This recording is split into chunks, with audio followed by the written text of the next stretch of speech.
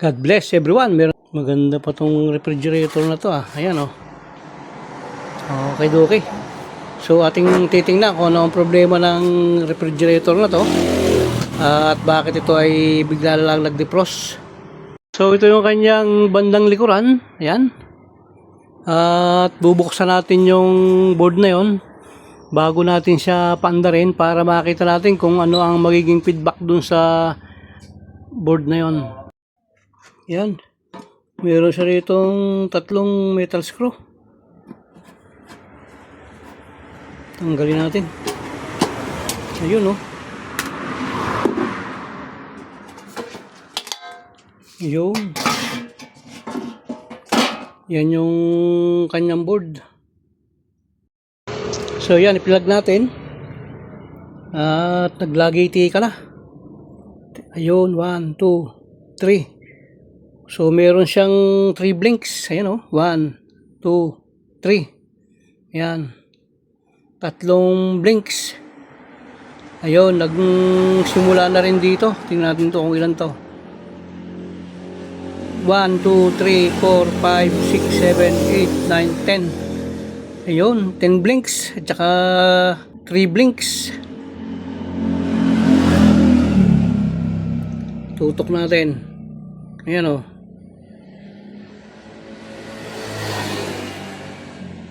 1, 2, 3, 4, 5, 6, 7, 8, 9, 10. 10 blinks. 10 blinks sa motherboard. At dito naman sa kanyang driver board ay 3 blinks. 1, 2, 3. Yan.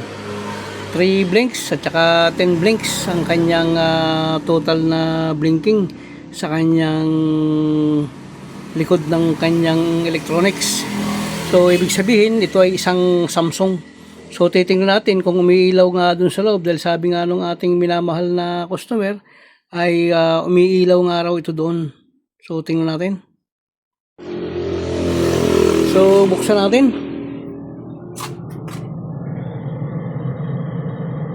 Yan, umuugong yung kanyang blower.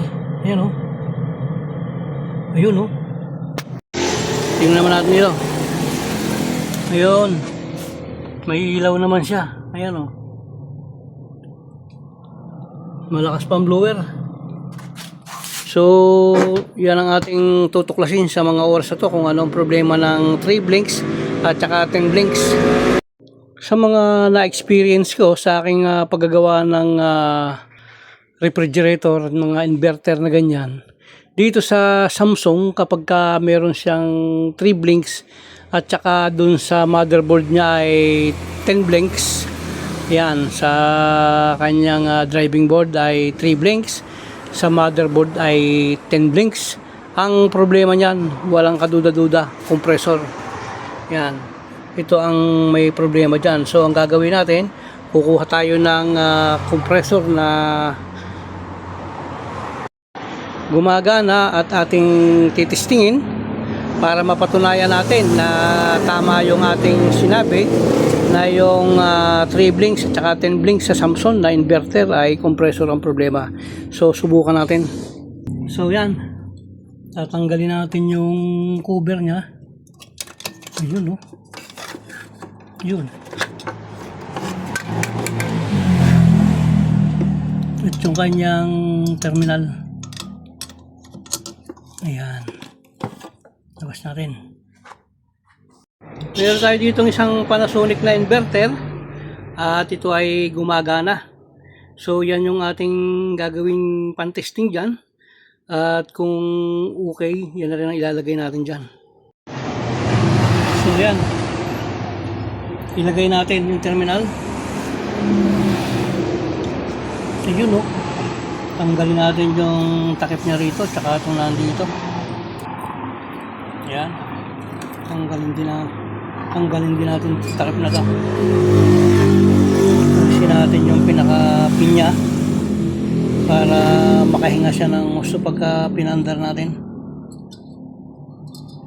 Ayun. So, i-plug natin. Tingnan natin kung ano magiging reaksyon. Yun, lumagitok na.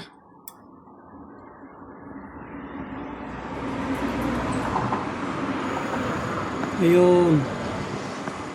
Ayan o. Nag-stable siya. Ayan o, nag-stable. Umaandar na yung compressor natin sa baba.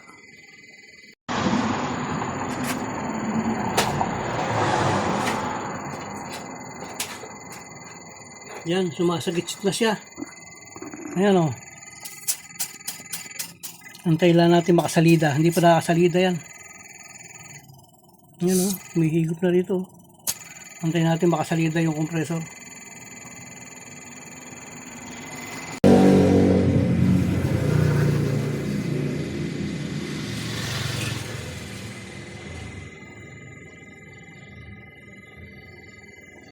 So yun, nakasalida na.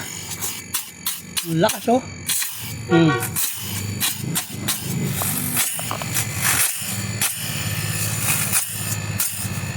Okay. Ang amperahe natin ay 0.5. So 0.6. Ayun na, lakas sa salida oh. Bigay na siya. Ayan oh. Yan, okay. So putulin natin dito sa capillary. Tingnan natin kung may nalabas pang refrigerant.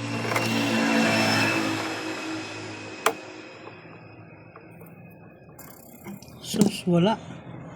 Meaning na may butas pala to, may leak. Ito mo, parang nandito ang leak sa lugar na to.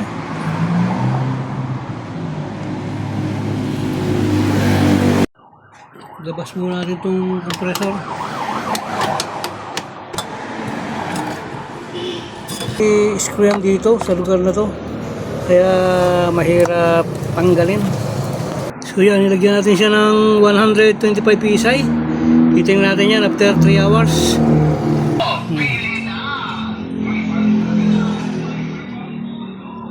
Lakas eh. Yan lang, isang yan, wala naman sa iba. Ito ang lugar na yan. Ayan o. Yan, kalawang na yan. Yan yung may leak. Yan. Hinain ng kalawang. Yan o, manipis. So, hinangin natin.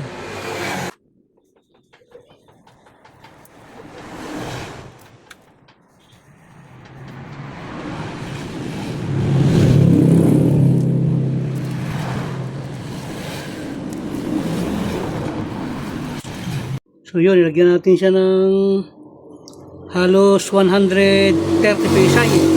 130. Diyan yung ating hininang. Ayan o.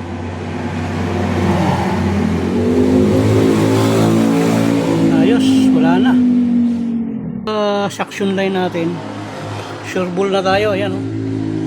Hindi nagbabago, hindi man lang gumalaw. Ibig sabihin, sureball tayo, walang leak sa pressure niya. So yun yung ating evaporator, hindi nagbago, so okay na yan. So i-release na natin yan.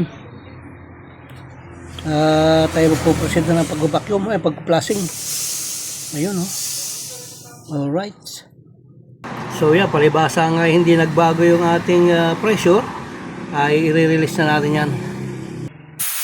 Magpo-proceed na tayo ng pagpa-flushing.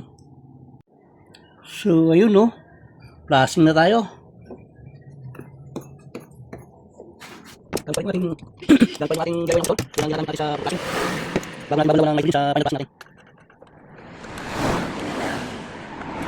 Sabay tapan natin ito.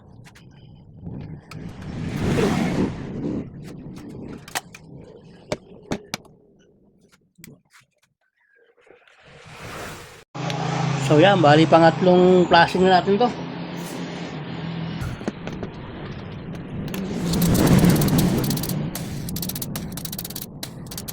Ito niya ng bigas.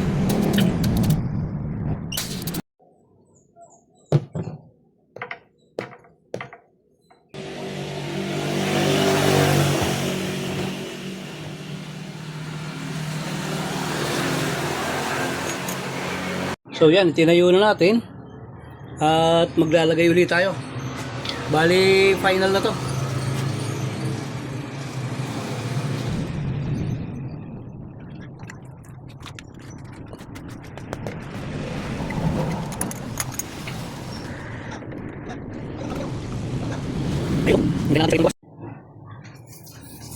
medyo matagal ang lumabas yan, pero pagka lumabas na siya dyan, dire-diretso na yan.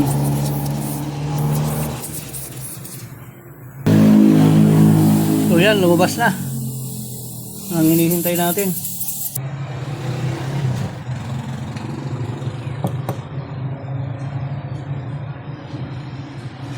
Yun, oh.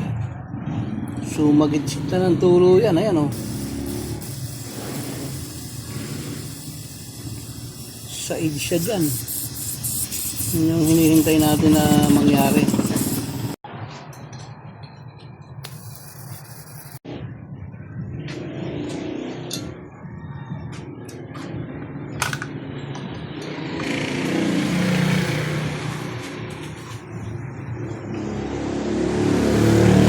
So yeah, katulad ng dati, mayroon tayong bagong filter dryer. Itong ilalagay natin dito. Yan.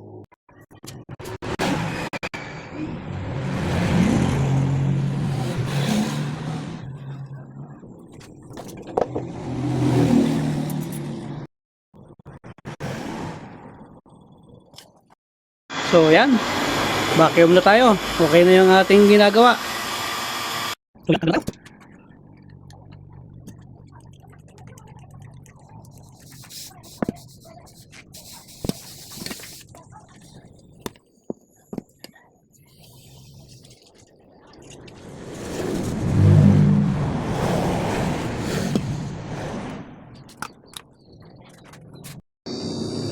Okay na. Yan ang ating targa, yan, oh. Positive 1 PSI. Tining na tining ang compressor natin.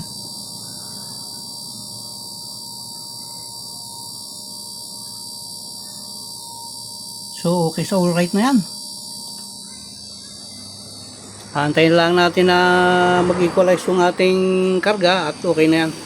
So dito muna natapos muli yung ating ginawa na isang Samsung ito na inverter na 6 blink by 10 blinks. Yan, bali okay na tong refrigerator na to. Maraming pong salamat sa patuloy nyo pong pag-subscribe sa akin at pag-like sa aking video. Palagi nyo lang pong pakipindot yung ating notification bell para lagi kayong update sa mga susunod pa natin. Maraming pong salamat at sa mapagpalang araw po sa ating lahat. Nawa po ang biyaya at pagpapala ng ating Panginoon ay sumating lahat. Maraming pong salamat. God bless po.